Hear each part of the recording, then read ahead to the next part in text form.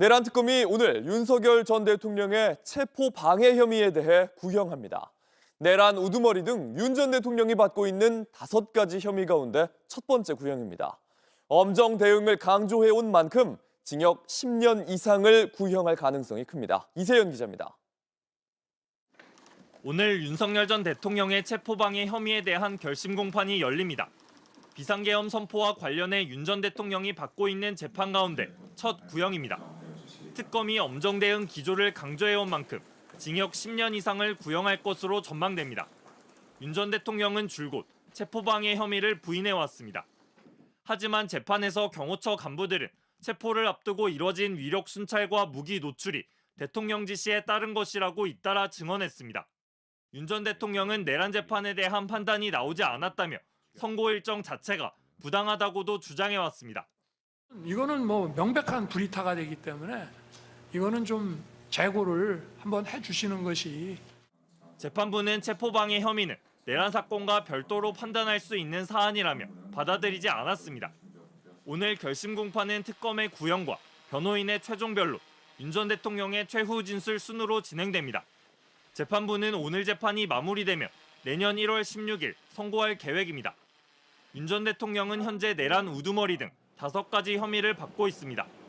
지난 1월 경호처를 동원해 체포영장 집행을 저지하려 한 혐의, 국무위원들의 심의 의결권을 침해하고 계엄 선포문을 사후에 허위로 작성해 폐기한 혐의, 경호처의 비합본 기록 삭제를 지시한 혐의 등으로 재판에 넘겨졌습니다. JTBC 이세연입니다. 네, 체포를 방해하고 계엄 이후 선포문을 만든 의혹에 대해 윤 전 대통령은 줄곧 혐의를 부인하고 남 탓을 해왔습니다. 하지만 재판 6개월간 윤 전 대통령 면전에서 그런 말들이 탄핵되었습니다. 정수아 기자입니다. 올 1월 체포영장 집행을 앞두고 관저에서 소총을 찬 경호처의 모습이 그대로 노출됐습니다. 하지만 재판에서 경호처 간부들은 윤 전 대통령 면전에서 위력 순찰이 대통령 지시에 따른 것이란 증언을 내놨습니다. 김모 경호정보부장은 윤 전 대통령이 위력 순찰, 위협 사격 등을 이야기했다고 했습니다. 당시 대통령 발언을 기록한 이강전 경호 5부장의 카카오톡 메시지도 재판에서 공개됐습니다. 밀고 들어오면 아작난다고 느끼게 위력 순찰하고 언론에 잡혀도 문제없음. 여기에는 미사일도 있다. 들어오면 부숴버려라라는 내용이었습니다. 이강전 부장은 대통령이 총기를 노출해도 괜찮다면서 이렇게 말했다고 증언했습니다. 계엄 사후에 선포문을 만들었다는 혐의에 대해선 재판 내내 책임을 아래로 떠넘겼습니다. 12월 7일에 서명을 받으러 왔길래 이 사후 부서 문서라고 해도 이거는 국방부에서 담당자가 작성해서 장관, 총리, 대통령 이렇게 올려야지 부속실장인 자네가 이걸 왜 하느냐라고 제가 좀 나무랐는데. 작성과 폐기 모두 한덕수 전 총리 책임이라고도 했습니다. 한덕수 총리가 그렇게 얘기를 하면 저한테는 물어보지 않아도 당연히 동의할 거라고 생각하고. 하지만 강혜구 전 부속실장은 한덕수 전 총리 재판에서 최종 책임자인 대통령이 이 사안을 분명히 알고 있었다고 증언했습니다. 왜 이걸 자네가 가져왔나? 날짜 지났는데 괜찮나? 이렇게 말씀하셨습니다. 근데 그렇게 말은 했지만 서명을 했습니까? 네, 서명하셨습니다. 특검은 내일 수사 내용을 종합해 구형을 제시하고 윤 전 대통령은 최후 진술을 합니다. JTBC 정수아입니다. 새해가 시작되는 다음 달부터 줄줄이 1심 결과가 나오게 됩니다. 저희가 한눈에 정리를 해드리겠습니다. 법조팀의 연지원 기자가 나와 있습니다. 먼저 내일 윤 전 대통령 체포방해 사건의 결심이고 다음 달 16일에 선고가 나오죠. 네, 윤 전 대통령은 앞선 재판 과정에서 직접 마이크를 4번이나 잡으면서 선고를 미뤄달라고 요구를 했습니다. 예. 재판을 더 하자는 건데요. 달력을 보면서 좀 설명을 드리면요.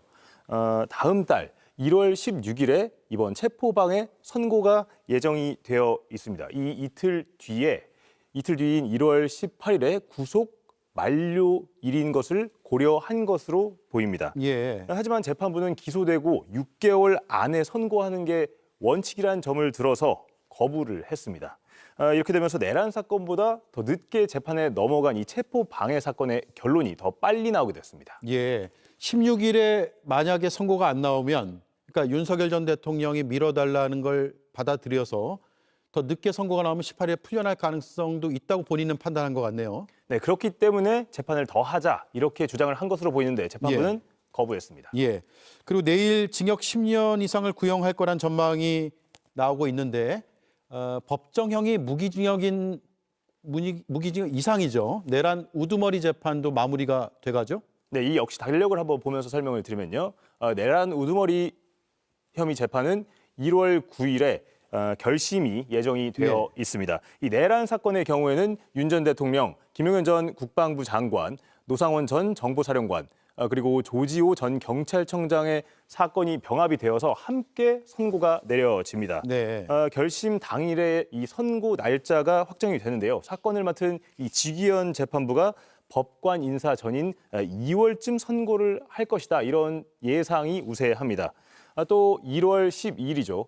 1월 12일에는 JTBC 등 이 언론사를 상대로 단전 단수를 지시했다고 조사된 이상민 전 행안부 장관에 대한 결심 재판도 예정돼 있습니다. 예.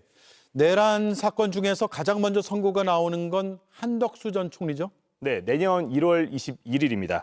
내란 우두머리 방조 혐의와 내란 중요 임무 종사 혐의에 대한 판결이 나오는 건데요.